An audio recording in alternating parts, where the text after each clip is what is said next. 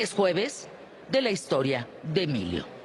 Y luego, Emilio, ¿cómo amaneciste? Muy bien, con el pequeño susto del microsismo de repente hace rato también aquí, pero yo ni lo sentí, mi querida Fer. Pero bueno, todo quedó bien, afortunadamente.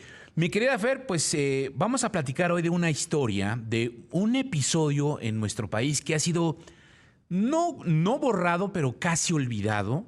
Hace 10 años se hizo justamente este intento por recuperar este episodio para ponerlo pues como parte de lo que en algún momento se vivió aquí en México. Y es este evento de los charros contra los nazis. Tú en la entrada de nuestro programa hablabas pues de la participación de los tlaxcaltecas en la llegada de los españoles y el papel que pues de alguna manera representaron y lo que hicieron y cómo fue pues un pueblo combatiente contra los españoles. Bueno, pues aquí parecería algo similar cuando se suscita este episodio en nuestro país. Este capítulo desconocido de la historia de México durante la Segunda Guerra Mundial, en la que enfrentando a los países que formaban pues el eje entre Alemania, Japón e Italia, en donde México decide participar después del hundimiento de 2 barcos frente a sus costas. Y me refiero a este inédito ejército de más de 100,000 charros que se llamó Legión de Guerrilleros Mexicanos y que fue creado por Antolín Jiménez Gamas, un excombatiente de la Revolución Mexicana que estaba bajo la orden de Pancho Villa, de Francisco Villa. Sí, aunque ustedes no lo crean, hubo 100,000 charros formados estratégicamente para combatir contra los nazis. Sí, estos charros, jinetes que pues provienen de una antigua tradición originada en el virreinato, que durante los siglos se encargaron de la seguridad, sobre todo de las haciendas o de las zonas rurales. Bueno, pues hay que decirlo, empezaron a organizarse en grupos de jinetes para poder enfrentar al que en su momento era el ejército más poderoso del mundo, una situación que parecía descabellada, pero que en México sí estaba siendo ámpula, sí se veía la posibilidad de que probablemente Alemania, bajo el mando de Hitler, pudiera intentar llegar a nuestro país. A este episodio, que pues de alguna manera se veía como algo que podría ser real, también se hablaba de una red de espías alemanes vinculada incluso con los altos funcionarios que operaban aquí en nuestro país.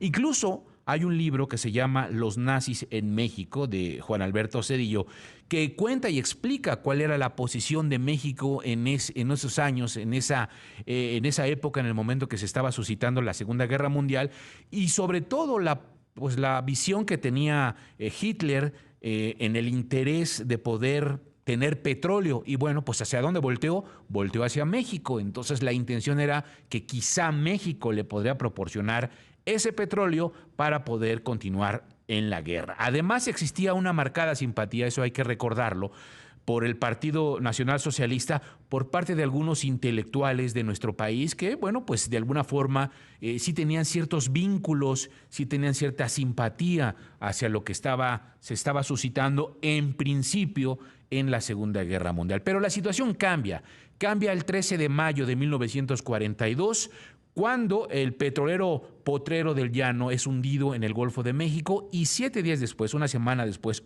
otro barco, el Faja de Oro, también es atacado por las fuerzas del eje y entonces es cuando México decide pues ya no ser neutral, esta neutralidad que mantenía en la guerra, y abre hostilidades contra los países del eje. La realidad es que también México no tenía un ejército sumamente contundente en ese instante como para decir vamos a mandar a fuerzas castrenses a que luchen en este sentido, pero pues apenas un mes después de que empieza todo este asunto, de que se da esta situación del hundimiento de los barcos, ya había una organización del ejército de charros. Antolín Jiménez, que como les digo, combatió en la Revolución Mexicana bajo las órdenes de Pancho Villa, conocido en el ejército como los Dorados de Villa, alcanza el grado de teniente coronel.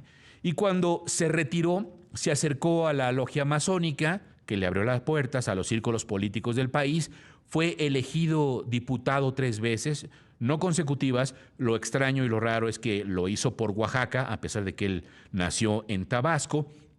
Pero cuando estalla esta Segunda Guerra Mundial, su carrera política ya estaba técnicamente en declive. Él estaba ya en un proceso en el que pues, no era muy bien recibido por el gobierno, obviamente por lo que había pasado, de que había combatido del lado de las fuerzas de Pancho Villa, pero pues de alguna manera estaba presente allí, aunque ya no tan visible. Y entonces, ¿qué sucede? Sucede efectivamente que empieza a organizar la Legión de Guerrilleros y la idea era precisamente tomar visibilidad. Afortunadamente la historia nos ayuda, no combate, tenía 100,000 personas a su disposición, 100,000 charros, nunca lo ocupa, estaban armados con machetes y armas y los preparó para el caso de la invasión. Afortunadamente, como te digo, no se da. México finalmente manda al Escuadrón 201, pero Antolín Jiménez siempre se dedicó a preparar al ejército para ir a combatir.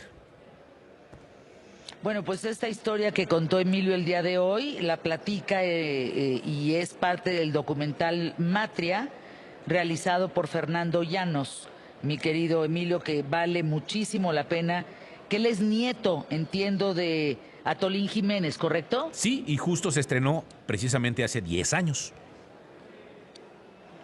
Bueno, pues ahí el tema. Gracias, mi querido Emilio, por estar con nosotros aquí en los micrófonos de ¿Qué tal, Fernanda?